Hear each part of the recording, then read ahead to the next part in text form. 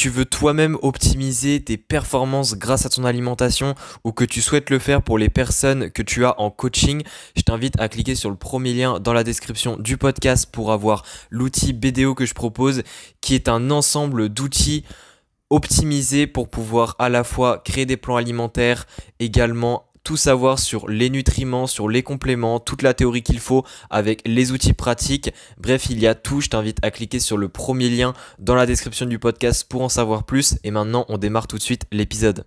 Et salut à toi, aujourd'hui on se retrouve pour l'épisode numéro 2 sur la vitamine D. Et du coup, hier on avait, enfin pas hier pardon, mais la semaine prochaine on avait parlé, la semaine dernière je vais y arriver, on avait parlé des fonctions de la vitamine D. Et là j'avais envie de parler plus exactement de comment avoir de bons taux de vitamine D parce que c'est bien de savoir à quoi ça sert. Mais évidemment, il faut en avoir assez d'un point de vue pratique pour que ces fonctions soient réalisées. Et du coup, j'avais envie d'expliquer un petit peu comment en avoir de bons taux. Donc là, je peux pas dire que comment en avoir de bons taux avec l'alimentation, parce que c'est une vitamine assez spéciale là-dessus. Je pense que tu te doutes pourquoi. On va en parler plus en détail. Mais c'est quand même important d'avoir les notions un petit peu de où est-ce qu'on en trouve, les différents paramètres à prendre en compte, etc. Donc déjà, avant de parler concrètement de quelles sont les sources de la vitamine D, je vais vite fait rappeler qu'il y a deux types de vitamine D. Il y a la cholécalciférol qu'on appelle, donc la vitamine D3. C'est, on va dire, la principale forme parce que c'est celle qu'on retrouve à la fois dans le tissu animal, c'est-à-dire nous par exemple dans notre corps, c'est la vitamine D3 hein, qui prime. Et c'est aussi celle généralement en supplément, mais ça on en parlera plus dans l'épisode de la semaine prochaine, qui est utilisée. Et ensuite on a l'ergocalciférol, la D2, donc ça c'est la forme végétale qu'on retrouve notamment dans les champignons qui sont capables d'en synthétiser. Et ça je vais y revenir un petit peu après. Donc où est-ce qu'on trouve ces vitamines D au final? Alors déjà la vitamine D, il faut savoir que l'absorption est bonne, c'est-à-dire que c'est pas une vitamine qui est problématique au niveau de l'absorption, mais c'est une vitamine qui est problématique au niveau de l'exposition aux sources de vitamine D. L'absorption, on la considère qu'elle est entre 60 et 90%, ce qui est plutôt élevé pour une vitamine. Il y en a, enfin généralement les vitamines ont un taux assez élevé, mais généralement, les vitamines sont sensibles à beaucoup de choses. La vitamine D, ça va. Elle est pas méga sensible, contrairement par exemple à la vitamine C. Il y a pas trop de soucis. Donc la vitamine D3, déjà pour commencer avec celle-ci, on la trouve dans deux types de choses. Alors à la fois, on la trouve dans des aliments et on la trouve également au niveau du soleil. C'est là où on va venir au sujet principal. Alors pour parler déjà des aliments, au niveau des aliments, la D3, on peut la trouver dans je dirais, deux types d'aliments de manière naturelle, et puis après on parlera des aliments un peu fortifiés. Il y a donc au niveau des aliments naturels, il peut y avoir les œufs, donc le jaune d'œuf qui contient un petit peu de vitamine D3. Et il y a aussi le poisson, enfin les poissons gras plus exactement, donc qui contiennent aussi de la vitamine D3. Alors après ça dépend parce que les œufs ça dépend en fait comment a été nourrie la poule, ça dépend comment elle a vécu, etc. Donc ça, c'est quelque chose qui varie selon les œufs. Il n'y a pas tous les œufs, on va dire, qui ont de la vitamine D3 de manière intéressante. Et les poissons, c'est la même chose. Ça dépend des poissons gras, ça dépend de l'élevage qui a été fait. Donc voilà. Donc ça, je peux pas. C'est juste que ce sont des sources possibles, mais ce n'est pas obligatoire. Après, il y a aussi des aliments un peu fortifiés, donc notamment les produits laitiers. Dans le lait, etc., il y en a, ils sont fortifiés en vitamine D.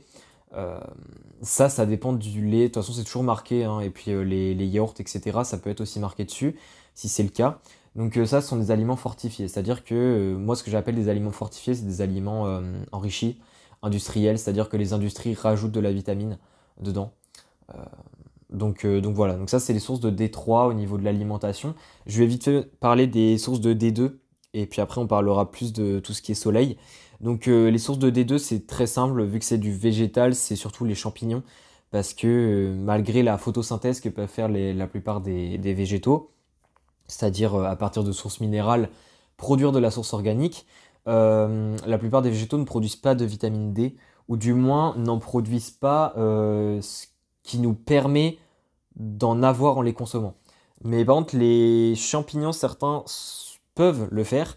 Encore une fois, ça dépend de l'élevage, c'est-à-dire que des champignons sauvages, évidemment, les chances que ça soit le cas sont beaucoup plus hautes que des champignons qui sont élevés, on va dire, en masse et qui n'ont pas reçu un élevage naturel en quelque sorte. Enfin, un élevage, je dis un élevage alors que ce sont des champignons, une agriculture euh, correct. Donc ça c'est pour la D2. Alors la D2, faut savoir que c'est quand même globalement une source, enfin dans nos apports de vitamine D de la journée, c'est une source très négligeable la D2. C'est rare que les personnes aient beaucoup de D2 en fait dans la vitamine D obtenue de la journée. Donc maintenant, on va parler de tout ce qui est soleil. Donc le soleil, en fait, comment est-ce qu'il nous permet d'avoir de la vitamine D? Je vais quand même expliquer d'où ça vient, parce que c'est bien de dire que ça produit, qu'on produit avec le soleil de la vitamine D, mais comment ça? Alors en fait, il y a une molécule qui est présente dans la peau, donc dans notre peau, qui s'appelle la 7-DHC.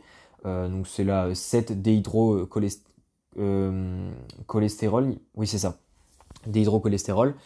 Et en fait, donc, il faut savoir que la vitamine D, c'est un dérivé du cholestérol. Ça, déjà, c'est important. Au niveau de la structure de la vitamine D, les deux, effectivement, molécules sont très similaires parce que la vitamine D provient du cholestérol, c'est ce qu'on va voir ici.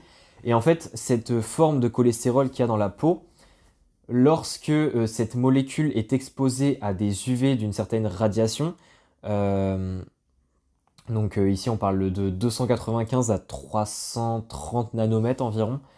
Euh, donc c'est les UV du soleil, hein, les UVB. Enfin, en fait, il n'y a pas tous les UV du soleil qui vont permettre de synthétiser de la vitamine D, mais quand on reçoit des UV du soleil, il y a toujours une partie de ces UV qui sont dans la bonne norme, on va dire. Et du coup, ces UV-là vont permettre à cette molécule-là de se convertir en pré-vitamine D3. Et dans la peau, il y a directement, on va dire, ce qu'il faut pour produire de la vitamine D3 en tant que telle. Évidemment, la vitamine D3, c'est pas une molécule qui peut être stockée comme ça en vitamine D3. Elle doit être convertie encore une fois à une autre structure qu'on appelle la 25-OHD, donc la calcidiol, donc ça se passe dans le foie par contre, qui justement va être produite. Et en fait, cette calcidiol, c'est la forme de vitamine D qu'on dit de stockage, c'est-à-dire que c'est elle qu'on va pouvoir conserver au niveau du foie qui contient un petit peu de vitamine D, même si la vitamine D non plus, il y a pas des stocks énormes hein, dans le corps. Mais c'est quand même une vitamine liposoluble, c'est-à-dire qu'il y a quand même un certain stockage qui se fait et c'est pas une vitamine qui est nécessaire d'apporter en grande quantité tous les jours. Mais du coup, cette calcidiol-là, au niveau du foie, va être produite et c'est justement au niveau des reins. Donc ça, j'en ai parlé déjà un petit peu dans l'épisode 1 la semaine dernière, mais c'est au niveau des reins où va être produite à partir de cette calcidiol, la calcitriol, qui est la forme active de la vitamine D, que j'avais appelée d'ailleurs dans l'épisode la semaine dernière la 1,25-OH2D. Ça, c'est, on va dire, la formule chimique, mais sinon, elle s'appelle la calcitriol. Donc, euh, donc voilà, donc ça, c'est pour ce qui est de la vitamine D, comment est-ce qu'on l'obtient à partir du soleil. Donc on voit bien que c'est grâce, on va dire, au cholestérol en quelque sorte. Mais du coup, cette synthèse de vitamine D à partir du soleil, quels sont les facteurs qui font qu'on va plus ou moins synthétiser cette vitamine D lorsqu'il y a présence de soleil et donc d'UV? Alors déjà, faut savoir que avec l'âge, la concentration en 7-DHC, c'est-à-dire la déhydrocholestérol, diminue, ce qui veut dire que notre capacité à synthétiser de la vitamine D avec le soleil diminue aussi.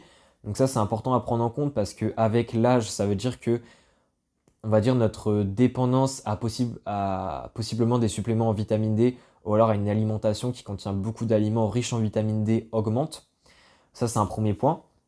Sinon, au niveau des UV, on va dire de leur efficacité, hein, parce que au final, c'est pas vraiment le soleil en tant que tel qui nous permet de synthétiser de la vitamine D, c'est juste la présence d'UVB. Donc UVB, c'est une sous-sorte d'UV, pardon, je vais y arriver, qui sont notamment présents la plupart entre 295 et 330 nanomètres. Et c'est au final l'intensité de ces UVB qui permet la synthèse de vitamine D. Ce qui permet cette synthèse, enfin, pour avoir une bonne synthèse, en fait, il faut à la fois que le ciel évidemment soit pas trop couvert, parce que plus il y a de nuages et plus les UV ne vont pas réussir à pénétrer les nuages et donc il y aura moins d'UV disponible au contact de notre peau pour faire la synthèse. Ensuite, il y a évidemment le type de peau, c'est-à-dire que plus on a la peau foncée et plus la synthèse va se faire lentement. Autrement dit, on aura besoin de plus d'exposition au soleil si notre peau est plus foncée. Si notre peau est plus claire, c'est l'inverse. Alors après, si notre peau est trop claire, justement, le risque pour la peau est élevé aussi, parce que évidemment, on synthétise de la vitamine D avec les UV du soleil, mais on sait bien, enfin c'est pas le sujet de l'épisode, mais on sait bien que les UV du soleil sont aussi mauvais si on s'y expose beaucoup trop, ça peut poser des problèmes aussi de santé, notamment si on a la peau très claire. Donc on va dire il y a un avantage et un désavantage à avoir la peau claire. Donc il y a ça, après il y a évidemment où est-ce qu'on vit, la géographie, c'est-à-dire à la fois la latitude, où est-ce qu'on est situé par rapport à l'équateur.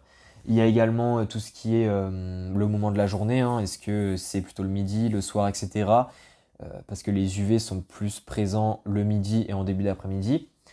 Et puis après, il y a aussi, au niveau de la géographie, il y a aussi la couche d'ozone.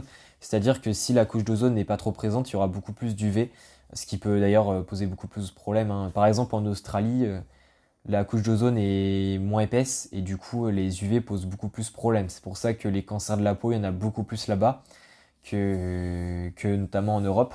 Enfin, c'est une des raisons possibles, mais il n'y a pas que ça. Donc il y a ça, et enfin le dernier point, c'est aussi la crème solaire. Alors la crème solaire, on sait que ça limite un petit peu l'efficacité des UV au niveau de la peau. Toutefois, je recommande pas de pas en mettre juste pour cet aspect-là, parce que ça permet quand même d'éviter, enfin de prévenir tous les problèmes de santé liés à une exposition trop forte ou trop fréquente aux UV. Donc pour le coup, ça, je conseille pas de, sous prétexte, oui, je dois synthétiser de la vitamine D, de ne pas mettre de crème solaire. Donc voilà un petit peu pour les sources de vitamine D. Alors je vais donner vite fait combien est-ce qu'on doit en avoir par jour. Par jour environ on conseille 15 à 20 microgrammes de vitamine D par jour, ce qui est converti en unité de la vitamine D, donc en International Units par day, donc les IU qu'on dit souvent, ça fait 600 à 800 IU par jour. Le facteur est de 40 pour passer en microgrammes.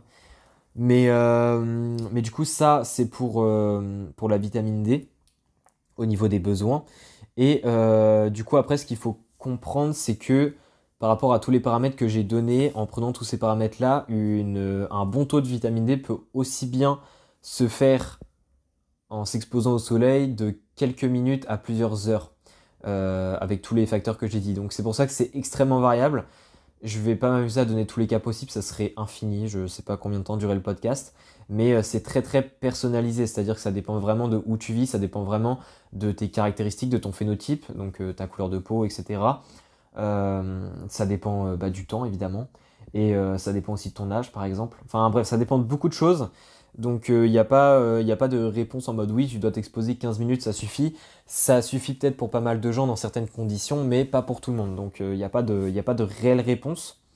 Et sinon, j'en ai fini pour cet épisode. Donc si l'épisode t'a plu, n'hésite pas à me faire un feedback, ça fait toujours plaisir. Et sinon, on va parler la semaine prochaine un petit peu de la supplémentation en vitamine D. Et je pense qu'on aura fait un bon tour de cette vitamine. Et comme ça, tu seras prêt pour l'été. Du coup, voilà, j'espère que l'épisode t'a plu et on se dit à la semaine prochaine. Ciao, ciao.